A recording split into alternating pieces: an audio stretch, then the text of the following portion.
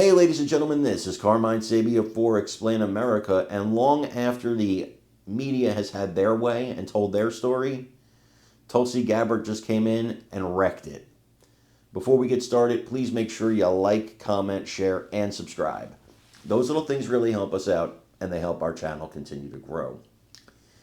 Tulsi Gabbard is hitting back after the media reported that Iran's nuclear sites were not really that damaged. Now, the media based this on a DNI report that was what's considered low confidence. It means they don't even really believe their own reporting, but based on preliminary information that they say is going to take weeks to actually get all the real information, the sites were only minor damaged. It only set Iran back months, which is interesting because before we bombed them, the media said Iran was years away from a nuclear weapon. But I digress. Even Iran at this point has admitted we destroyed their capabilities. And Tulsi Gabbard, the head of the Director of National Intelligence, she has a lot more information than CNN and the New York Times have. And she had a story to tell of her own. And that story was called The Truth.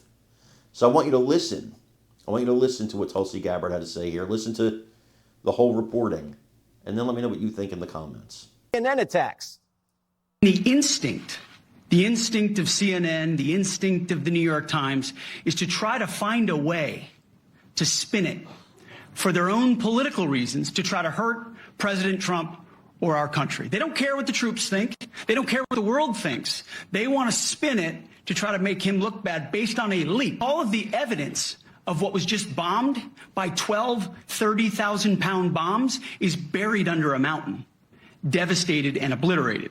So if you want to make an assessment of what happened at Fordo, you better get a big shovel and go really deep, because Iran's nuclear program is obliterated. We basically threw grenades into a rabbit hole, and CNN is saying there wasn't any damage because they can't see underground. Tulsi Gabbard says this: new intelligence confirms what POTUS has stated numerous times. Iran's nuclear facilities have been destroyed. If the Iranians chose to rebuild, it would likely take years to do. The CIA and the International Energy Agency both say we landed knockout strikes, and it would take the regime years to rebuild.